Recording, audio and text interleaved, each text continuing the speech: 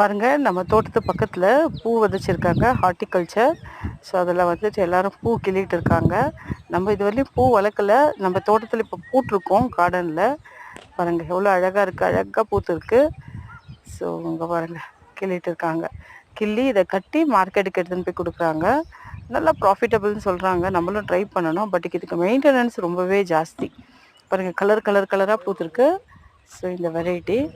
So அப்படியே இப்படிக்கா வந்தோம்னா பார்த்தீங்களா, மாஸ்டரு வீடியோ எடுத்துகிட்டு இருக்காரு. எதனா நம்ம போட்ட வேர்க்கடலை ஃபீல்டில் வேர்க்கடலை வளர்ந்துருக்குங்க. குட்டி குட்டி குட்டி குட்டியாக வளர்ந்துருக்கு. இருங்க நான் உங்களுக்கு ஒன்று காமிக்கிறேன்.